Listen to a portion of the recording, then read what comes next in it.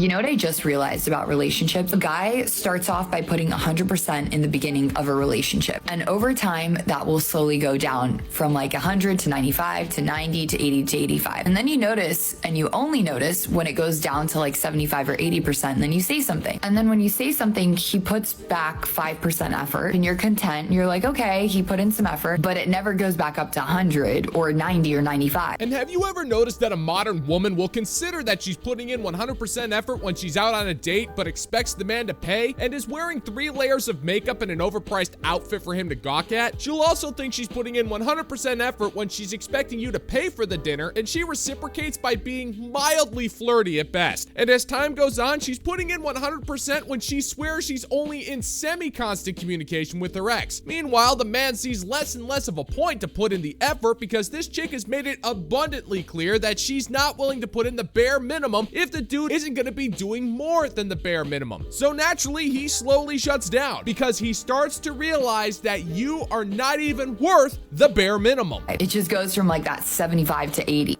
And then it goes back down again to like 70. And then it goes down to 60. Long story short, it'll just go back down to 10%. When it started at 100, I'm not saying all men do this. Correct me if I'm wrong, but as a woman, I feel like we invest more time and put in more effort as the relationship goes on because it becomes more and more serious. Wrong, wrong, wrong, wrong.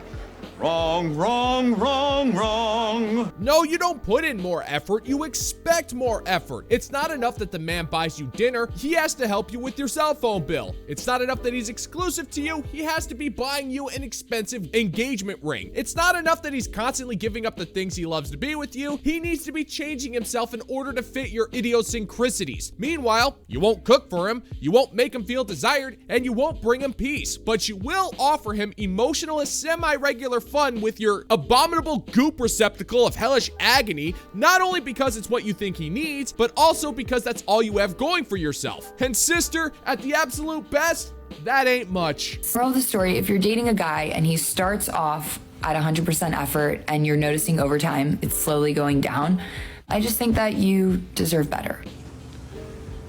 Nobody cares what you think.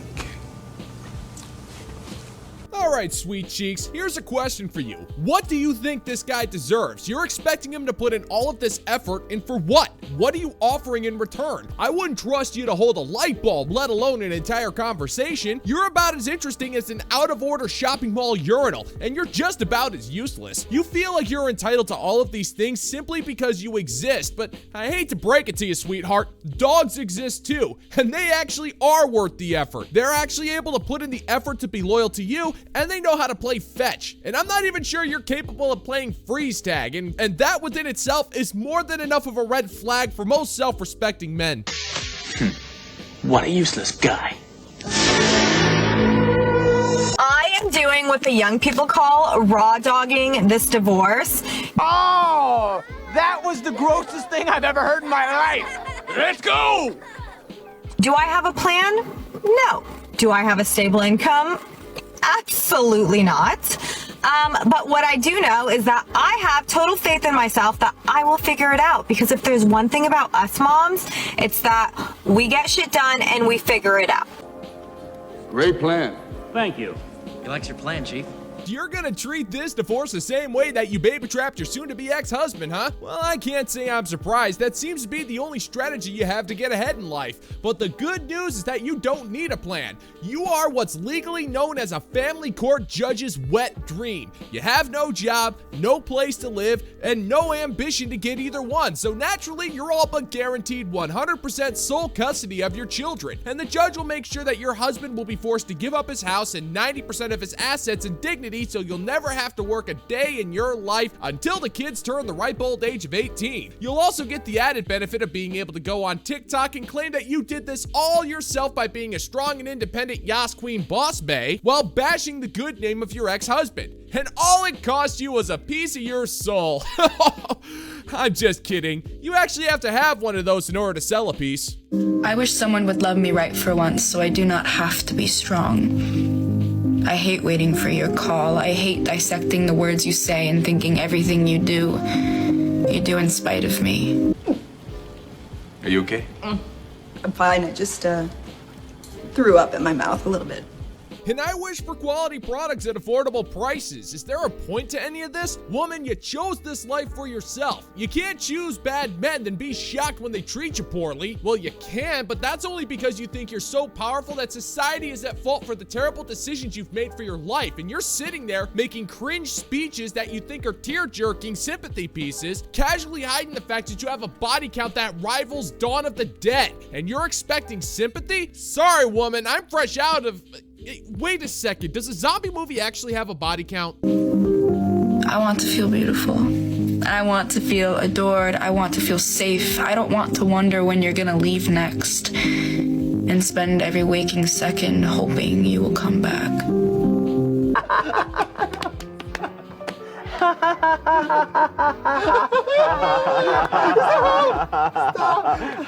Hey. All right, let's take a second to break this down here. Movies with body counts typically means that the body remains a body, but this is a zombie movie. The body comes back to life and starts wreaking more havoc. So does that mean the zombie doesn't count as a body? There's a case to be made here. If the body is a member of the living dead, then does it actually count as a body? And what happens when you take down said zombie? Does that double the body count? Because the thing is already dead, but you're taking it out again permanently. Is that double dead? Or because it's undead, does that mean the body count only counts when you take out the zombie? I don't know. What do you guys think here? We need to figure this one out like proper gentlemen and certified gents here. Let me know in the comment section what you think. What counts for a body count in a zombie movie? This is hard. I am in a pickle. All I want is for someone to love me the first time around. But I'm afraid that even if I am loved right, I'll never believe it.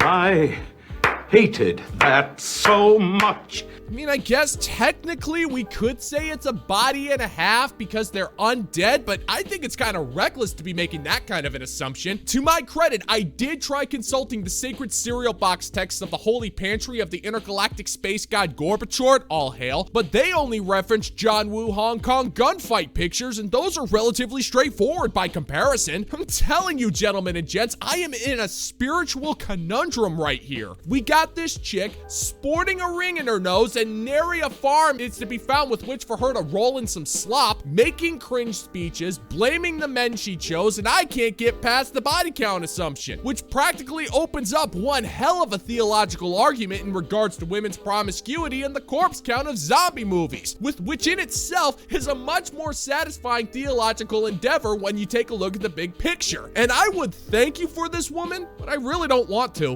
If someone is dating a bisexual, are they more likely to get jealous whenever their lover spends time with their friends? I feel like you would be insecure if your significant other liked both gender. I don't want to say both genders, and I'm gonna get on because there's okay. I don't think that's fair. I don't know. I don't know. I'm so confused anymore. Honestly, I think this question is pointless. Give me all the flack you want. I don't care. When you consider the sheer amount of TikTokers who claim to be bisexual and can't even maintain a relationship with either side of the genderisms, and I also fail to see that we can even discuss this question without being afraid of cancellation because of said genderisms. But if we're being technical, I'd say the same rules apply as to any relationship. If they're staying in touch with their ex, put your foot down or leave. If she wants to go on a girls trip, say hell no or walk out the door and don't look back. And if she wants to meet up with an ex-lover for a black market arms deal with a bunch of out-of-galaxy smugglers, tell her that you won't be paying for her intergalactic space lawyer and move on with your life because it's simply not worth it. You hear that, Sharon? Insecurity doesn't play a part when significant jail time becomes a distinct possibility. Okay, jealousy. I think it gives you more options of who you're going to be jealous of. It's not just like, oh, my girlfriend likes a guy. I think it increases insecurity. Is jealousy a turn on or a turn off for you? Turn on. I love it. I don't want games in my relationship. I don't want to be jealous. I want to be confident. You know, I've said it before, I'll say it again. A modern woman's life is completely meaningless without some form of unnecessary drama. Any woman who says that she doesn't want any form of jealousy in a relationship is either lying or one and 10 million. And this woman doesn't exactly strike me as a lottery prize. Women want to feel like their significant others are always competing for her affection against other people. And I guess if the person is bisexual, then that does theoretically open up the playing field. But if that means more drama, why would anybody bother with that? We have enough problems in life as it is without factoring in that kind of garbage. And if a woman needs that kind of attention, then she belongs on the streets to walk and away from you and your peace. No, I love it. Well, let me ask you this. What's the difference between protecting your woman and being possessive? Being possessive. No. I mean, isn't there good and bad jealousy? Like, Yeah, there's controlling and like being manipulative. right, but that would be, you know, being possessive, and then being protective of your woman is good jealousy. Wouldn't you agree? Yeah, yes, I do agree. This brings up an interesting question, and that's who gets to determine what it means to be protective and what it means to be possessive. That's not up to the man. The woman determines that. If a guy walks up and starts hitting on her and her man gets him to back off, will that woman be turned on by his protection, or will she find him to be possessive because he won't let strangers hit on her? Especially nowadays when the lines are so blurred that you have to be blackout drunk to make any sense of this, it doesn't seem to be worth it for men to actually get into relationships at all, especially when the rules keep changing in the middle of our turn. It's just not worth the time or the energy anymore. One false move, one misspoken word, and his entire planet could be torn asunder with one social media post. So it just makes more sense that men are checking out of relationships because we have enough rules to deal with without adding this kind of crap onto our plates. I have herpes. Of course, any tingle that I feel, I'm going to think it's an outbreak. I have herpes. Of course, I'm going to take a Valtrex whenever I feel any type of discomfort. I have herpes. Of course, I'm going to have a bottle of Lysine on hand at all times. Let's do this. You have herpes. Of course you have no shame. You have herpes. Of course men are disgusted at the sight of you. You have herpes. Of course you think condoms are an afterthought. You have herpes. Of course you're an embarrassment to the human race. You have herpes. Of course you're gonna try and normalize your irresponsible behavior. You have herpes. Of course celibacy's more appealing than your wart-infested doom crotch. I have herpes. Of course, people on the internet are going to tell me that I'm dirty and I'm a slut. I have herpes. Of course, I don't know if I'm actually getting sick or if I'm going to have an outbreak. I have herpes. Of course, I have to have awkward conversations with people before I'm intimate with them. Let's play. You have herpes. Of course you're a filthy prostitute. You have herpes. Of course you're gonna try to make it a fun little flex. You have herpes. Of course you're stupid enough to think that's funny. You have herpes. Of course you have the personality of one. You have herpes. Of course you have to get men drunk in order to find you appealing. You have herpes. Of course men are gonna start feeling an uncomfortable burning sensation the second they see you fully clothed.